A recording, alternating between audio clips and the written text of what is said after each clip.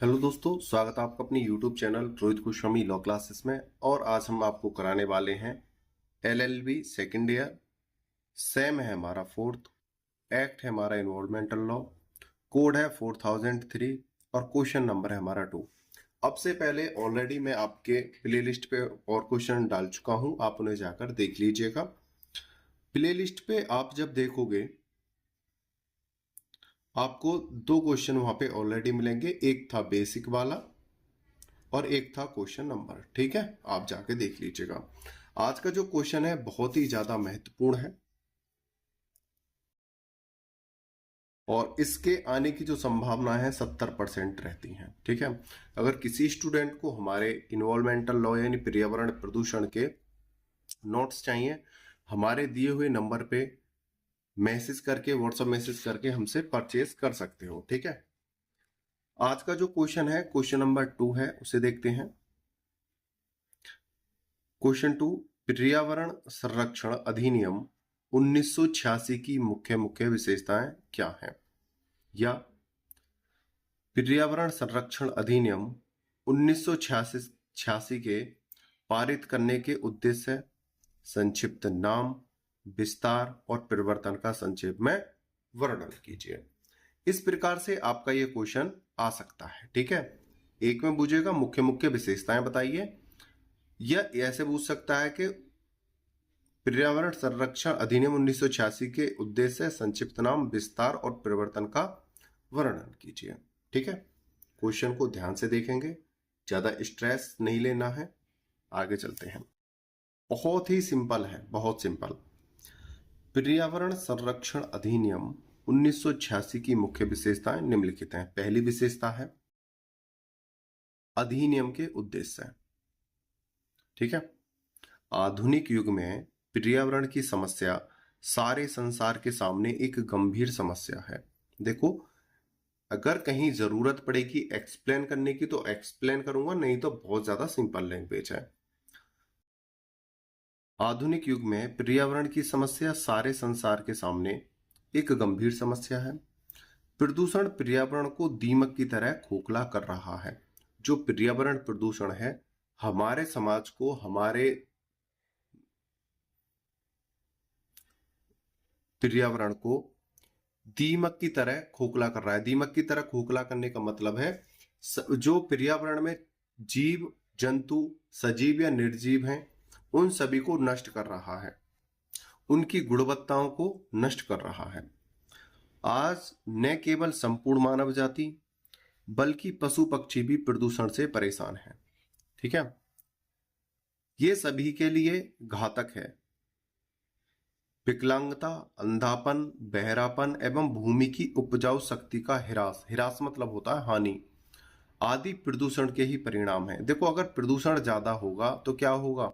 विकलांगता होगी, अंधापन होगा, बहरापन एवं भूमि की उपजाऊ जो शक्ति है उसका क्या होगा? ह्रास होगा। कहने का मतलब है मनुष्यों में, जीव जंतुओं में, सजीव या निर्जीव में हानिकारक जो तत्व हैं वो देखने को मिलेंगे। अतः पर्यावरण संरक्षण की समस्या को विश्व स्तर पर सुलझाने के लिए संयुक्त राष्ट्र सम्मेलन स्टॉकहोम में जून 1972 में आयोजित किया गया। ठीक है, जो बेसिक वाला जो क्वेश्चन मैंने कराया है उसमें भी इसका जो है वर्णन हुआ है वहां पे। तो जून 1972 में आयोजित किया गया, जिसमें भारत ने भी भाग लिया। सम्मेलन में पर्यावरण संरक्षण हेतु अनेक महत्वपूर्ण निर्णय लिए गए। जैसा कि बेसिक में भी मैंने बताया था, स्कॉटलैंड में सबसे पहले एक सम्मेलन हुआ था और वहां पर पर्यावरण से संबंधित बातों को रखा गया था, नियम बनाए गए थे। वहां पर भारत ने भी उसमें हिस्सा लिया था और 5 जून 1972 को यह सम्मेलन हुआ था स्कॉटलैंड में, स्टॉकहोम में। और 5 जून 1973 से एक साल बाद से, 1972 में सम्मेलन हुआ था, एक साल बाद 5 जून 1973 से पर्यावरण दिवस मनाया जाने लगा था। भारत ने भी भाग लिया। सम्मेलन में पर्यावरण संरक्षण हेतु अनेक महत्वपूर्ण निर्णय लिए गए। भारतीय संसद द्वारा पर्यावरण संरक्षण को समय की जरूरत मानते हुए भारत ने भी हिस्सा लिया। और भारत को जब हिस्सा लेने के बाद पता चला, हालांकि हिस्सा तो इसी उद्देश्य से लिया था कि जो पर्यावरण प्रदूषण है बहुत ज्यादा बढ़ रहा है, और इसी वजह से स्कॉटहोम सम्मेलन में हिस्सा लिया था। लेकिन जब भारत को लगा कि जब सभी देश पर्यावरण से संबंधित कार्यवाही या नियम बना रहे हैं तो क्यों ना हम भी बनाएं, तो भारत ने भी भाग लिया। और भारतीय संसद द्वारा पर्यावरण संरक्षण को समय की जरूरत मानते हुए वर्ष 1986 में पर्यावरण संरक्षण अधिनियम पारित किया गया। ठीक है। तो भारत ने सोचा सभी देश पर्यावरण के लिए जागरूक हैं और हमें जरूरत भी है, इसलिए भारत ने भी पर्यावरण संरक्षण अधिनियम 1986 को पारित कर दिया। इसका उद्देश्य है पर्यावरण को हानिकारक प्रभावों जैसे हानिकारक रसायन, जैविक पदार्थों की कमी, बढ़ता हुआ प्रदूषण, प्राकृतिक प्रकोपों आदि को संरक्षित करना था तथा नए नियमों का लागू करना था जो पर्यावरण को सुंदर और स्वच्छ बना सके। ये किसमें है?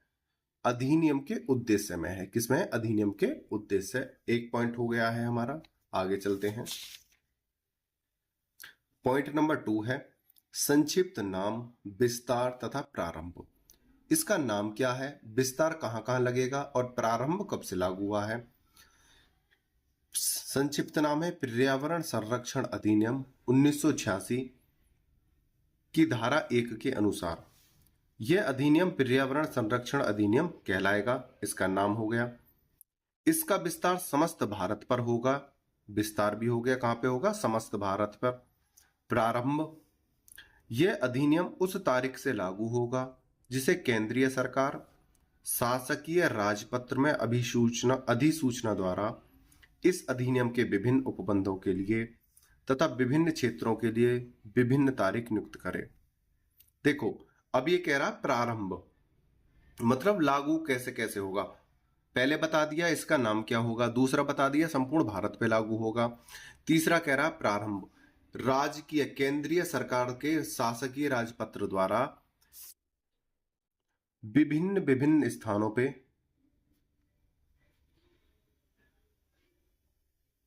विभिन्न विभिन्न राज्यों मान लो या स्थानों पे, ठीक है, शासकीय पत्र के द्वारा लगाया जाएगा। ठीक है, आगे चलते हैं। तीसरा पॉइंट है हमारा इसमें अधिनियम में प्रयुक्त पदों की परिभाषाएं। ठीक है, जो पद हैं उनकी परिभाषाएं हैं, देखते हैं। पर्यावरण, धारा 2 के अनुसार पर्यावरण में निम्नलिखित को शामिल किया गया है। किस किस को शामिल किया गया है पर्यावरण में, उसको देखते हैं। नंबर 1 जल, वायु तथा भूमि को शामिल किया गया है। दूसरे में है जल, वायु तथा भूमि में मौजूद आपसी संबंध, इनको शामिल किया गया है। तीसरा है जीवित प्राणी, पेड़ पौधे, सूक्ष्म जीव, जंतु तथा संपत्ति, ठीक है, इसको शामिल किया गया है। और चौथा है मानव जाति। ठीक है, देखो इसको देखो, जल, वायु तथा भूमि ये तो है ही हैं अलग, और यहां पे बोला है मौजूद आपसी संबंध, भूमि में मौजूद आपसी संबंध, और ये तुम्हारा तीसरा पॉइंट है, ये आपका चौथा पॉइंट है। आगे चलते हैं। पर्यावरण संबंधी प्रदूषण, धारा 2 के अनुसार पर्यावरणीय प्रदूषण का अर्थ किसी ऐसे ठोस, द्रव तथा गैसीय, ठोस, द्रव, गैस तथा आप गैस, इन तीनों को तो आप अच्छे से जानते ही होंगे, ठोस, द्रव तथा गैस किसे कहते हैं। किसी ऐसे ठोस, द्रव तथा गैस पदार्थ से है जो केंद्रित होकर पर्यावरण को क्षति पहुंचाता है। ठोस यानी जो कठोर पदार्थ होते हैं, द्रव यानी जो पानी की तरह जो पदार्थ होते हैं, गैसीय जो हवा में उड़ने वाले पदार्थ। ठीक है, ये सभी पर्यावरण को क्षति पहुंचाता है। आगे पर्यावरण संबंधी प्रदूषण, धारा 2 के अनुसार पर्यावरण संबंधी प्रदूषण से अभिप्राय पर्यावरण संबंधी प्रदूषकों का पर्यावरण में निहित होना है। ठीक है, जो पर्यावरण को दूषित करते हैं उनका वायु में निहित होना होता है। आगे चलते हैं। हानिकारक पदार्थ धारा 2 के अनुसार ऐसे पदार्थ जिनके भौतिक, रासायनिक अथवा रासायनिक प्रभाव के कारण मनुष्य, जीव जंतु, सूक्ष्म जीव जंतु, संपत्ति तथा पर्यावरण को नुकसान पहुंचाता है, नुकसानदायक पदार्थ कहलाते हैं। जो कोई ऐसे पदार्थ हैं जो मानव जाति को, जीव जंतु को, सूक्ष्म जीव को या पर्यावरण में किसी भी सजीव या निर्जीव को नुकसान पहुंचाते हैं, वो हानिकारक पदार्थ कहलाते हैं और वो धारा 2 डे में आते हैं। ठीक है, चौथा पॉइंट है हमारा अधिनियम की विषय वस्तु। धारा 2 के अनुसार अधिनियम की जो विषय वस्तु है उसे देखते हैं। इस अधिनियम की विषय वस्तु पर्यावरण को संरक्षण प्रदान करना है। भाई, इसका मुख्य उद्देश्य क्या है ये तो हमने देख लिया। इसका उद्देश्य क्या है, इसका विस्तार कहां पर है, क्या नाम है, कब लागू होगा। ठीक है, तीसरा देख लिया हमने, अधिनियम में प्रयुक्त पदों की परिभाषाएं क्या क्या है ये देख लिया। लेकिन इसकी विषय वस्तु क्या है? इसकी जो विषय वस्तु है, वस्तु पर्यावरण को संरक्षण प्रदान करना है। पर्यावरण में दो प्रमुख अंग होते हैं। कौन कौन से दो अंग होते हैं? भौतिक पर्यावरण, इसमें पर्यावरण में स्थल यानी भूमि, जल, वायु जैसे निर्जीव तत्व शामिल हैं। ठीक है, किसमें? भौतिक पर्यावरण में। जैव पर्यावरण में इसमें जीवित पेड़ पौधे तथा छोटे बड़े समस्त जीव जंतु सम्मिलित हैं। ठीक है, आगे चलते हैं। पर्यावरण के ये दोनों अंग एक दूसरे को प्रभावित करते हैं। कौन? भौतिक पर्यावरण और जैविक पर्यावरण एक दूसरे से संबंधित हैं और एक दूसरे को प्रभावित करते हैं। इस प्रक्रिया में पदार्थी और ऊर्जा का एक दूसरे में आवागमन भी होता है। पर्यावरण तथा मनुष्य का गहरा संबंध है। देखो, ये भी पर्यावरण के अंग हैं और ये भी पर्यावरण के अंग हैं। पर्यावरण अगर दूषित होगा, क्योंकि ये एक दूसरे से क्या है? संबंधित हैं। और ये जो दोनों हैं ये किससे संबंधित हैं? ये पर्यावरण से संबंधित हैं। अगर पर्यावरण खराब होगा तो ये दोनों जो है अपने आप खराब होने लग जाएंगे। ठीक है, तो इसमें क्या बोला है? इनमें आपस में आवागमन होता है और ये एक दूसरे से बहुत ज्यादा संबंध रखते हैं। मनुष्य जब से इस पृथ्वी पर आया है उसने पर्यावरण के साथ अपने को जोड़े रखा है। वन, पर्वत, नदियां, महासागर, सूर्य, चंद्रमा, पृथ्वी, वायु, जल आदि का मनुष्य ने प्रारंभ से ही प्रयोग किया है। इनसे शुरू से ही मनुष्य जुड़ा हुआ है और इनका प्रयोग कर रहा है और करता रहेगा। लकड़ी, भोजन व वस्त्र प्राप्त करने के लिए मनुष्य ने प्राकृतिक संपदा का उपयोग किया है और वर्तमान में भी कर रहा है और भविष्य में भी करेगा। यहाँ पे बोला है लकड़ी, भोजन और वस्त्र की प्राप्ति के लिए पर्यावरण का, प्राकृतिक संपदा का इस्तेमाल करता रहा है और करता रहेगा। ठीक है, अतः मनुष्य प्रभाव के कारण पर्यावरण दूषित हो गया है, क्योंकि मनुष्य का लालच, शौक, इच्छाएं इतनी बढ़ गई हैं जो अपनी लकड़ी, भोजन और वस्त्र की इच्छाओं से परे होकर अपनी शौक सुविधाओं को पूरा करने के लिए, लालच को पूरा करने के लिए पर्यावरण को दूषित करने लगा है। प्रदूषण जल, वायु या भूमि को ही प्रभावित नहीं करता बल्कि जैव मंडल के जीवों को भी प्रभावित करता है, जिससे पर्यावरण प्रतिदिन दूषित होता है। यहां पर बोला है मनुष्य ने अपने शौक के लिए पहले क्या करता था? प्राकृतिक संपदा का इस्तेमाल करता था, पर्यावरण का इस्तेमाल करता था। किसके लिए? लकड़ी, भोजन और वस्त्र के लिए। लेकिन जैसे जैसे मनुष्य की इच्छाएं बढ़ी, शौक बढ़े, लालच बढ़े, प्रतिस्पर्धाएं बढ़ी, उसने पर्यावरण को दूषित करना स्टार्ट कर दिया। और ये सिर्फ भूमि को ही नहीं, जल, वायु या भूमि को ही प्रभावित नहीं करता बल्कि संपूर्ण जैविक मंडल को प्रभावित करता है। जैविक मंडल को मैंने आपको समझाया था। जैविक मंडल में आपके जल, वायु, भूमि, संपूर्ण ये पर्यावरण, पृथ्वी सब आ जाता है, ठीक है, जिससे पर्यावरण प्रतिदिन दूषित होता है। आगे देखते हैं। प्रदूषण के विभिन्न प्रकार।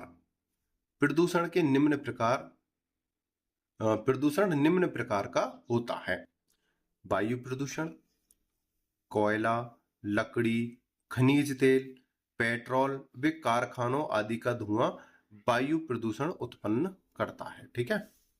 जल प्रदूषण, कारखानों का गंदा पानी, हानिकारक रसायन, सीवर, शहर की गंदगी, मृत जीवों इत्यादियों का पानी में मिलने से जल प्रदूषण होता है। देखो, कारखाने आज की डेट में बहुत ज्यादा मात्रा में प्रदूषण कर रहे हैं। कारखानों से बहुत ज्यादा गंदा पानी निकलता है, वो नदियों में, नालों में छोड़ दिया जाता है, जहां से पानी दूषित होता है। हानिकारक रसायनों का इस्तेमाल होता है और उनका फिर पानी नदियों में, तालाबों में छोड़ दिया जाता है। मृत जीवों को, जो जीव मर जाते हैं, उनको भी पानी में फेंक दिया जाता है, जिससे पानी दूषित हो जाता है। भूमि प्रदूषण, रसायन व कीटनाशक दवाओं, शहरी गंदगी, प्लास्टिक, कूड़ा करकट, कारखानों का पदार्थ इत्यादि भूमि में डालने से भूमि उपजाऊ नहीं होती है, जिसे भूमि प्रदूषण कहते हैं। देखो, अक्सर हम क्या करते हैं, पिन्नियों को, प्लास्टिकों को, मृत जीवों को या कुछ ऐसी अनष्ट होने वाली वस्तुएं होती हैं जिन्हें हम भूमि में डाल देते हैं और वो सालों, हजारों या 100 50 वर्ष तक नष्ट नहीं होती हैं, जिससे जो बारिश का पानी होता है वो नीचे नहीं जा पाता है, भूमि में अंदर नहीं प्रवेश कर पाता है, और भूमि की जो गर्माहट होती है वो बाहर नहीं निकल पाती है, जैसे प्लास्टिक और पन्नी या कूड़ा करकट से। तो उससे क्या होता है, भूमि प्रदूषण होता है और भूमि के अंदर बहुत ज्यादा गर्मी उत्पन्न हो जाती है, जिससे वो एक लावा बनकर फूटती है, ठीक है, और भूकंप जैसी स्थिति बन जाती है और भूमि फटने के भी कारण यही सब होते हैं। आगे चलते हैं।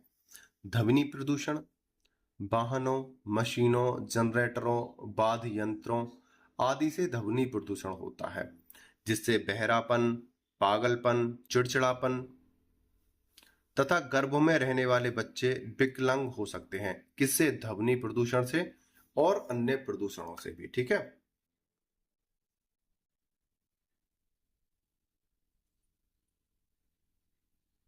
यहां पर एक चीज कर लेना, प्रत्येक को वाद दायर करने का अधिकार। देखो, एक चीज और मैं समझा देता हूं। जैसे हम कोई लाइन लिख रहे हैं, कोई टॉपिक लिख रहे हैं और बीच में से कुछ मिस हो जाता है, छूट जाता है, तो हमें इस प्रकार से तीर बनाकर ऊपर हमें लिख देना है, चाहे ये हमारा यहां तक आए। एग्जामिनर इसे प्रत्येक को पढ़ के पहले इसको यहां तक पढ़ेगा, चाहे कहीं तक भी हो आपका, उसके बाद यहां से स्टार्ट करेगा। तो यहां पे मेरे से कुछ छूट गया था, मैंने भी उसी ट्रिक का इस्तेमाल किया है। प्रत्येक को वाद दायर करने का अधिकार, धारा 19 के अनुसार।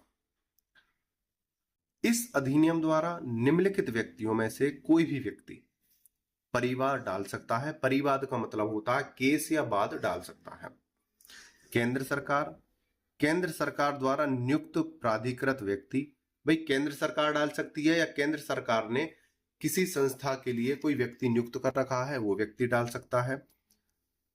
कम से कम 60 दिन पूर्व केंद्रीय सरकार को या सक्षम प्राधिकारी को सूचना देकर किसी भी अन्य व्यक्ति द्वारा, या देखो, एक तो केंद्र सरकार डाल सकती है, केंद्र सरकार द्वारा नियुक्त व्यक्ति डाल सकता है, या कोई इन दोनों से संबंध न रखने वाला कोई भी अन्य व्यक्ति 60 दिन की सूचना देकर, 60 दिन पहले एक नोटिस या सूचना देकर कि भाई मैं इस प्रकार का वाद दायर करने वाला हूं, आपने जो प्रदूषण है बहुत ज्यादा कर रखा है, या कोई अन्य कारण से प्रदूषण हो रहा है, और जहां से प्रदूषण हो रहा है उस स्थान या मालिक को नोटिस दिया जाएगा 60 दिन का, और अगर वो 60 दिन के अंदर उसकी रोकथाम नहीं करता है तो वे व्यक्ति वाद या परिवाद डाल सकता है। ठीक है, कोई भी व्यक्ति, ठीक है, कोई भी निजी व्यक्ति केंद्र सरकार को 60 दिन का नोटिस देकर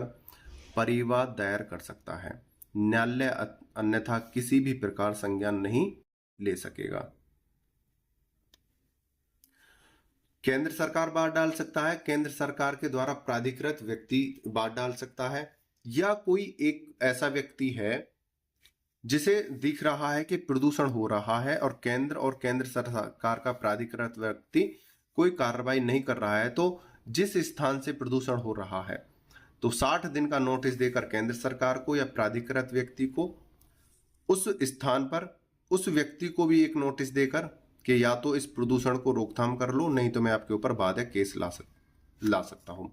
और वो 60 दिन के अंदर कोई कार्रवाई नहीं करता है तो वो बाद डाल सकता है, जिसमें न्यायालय कोई हस्तक्षेप नहीं करेगा। ठीक है, उम्मीद करता हूं यह क्वेश्चन आपको अच्छे से समझ में आया होगा। मैंने समझाने की पूरी कोशिश की है।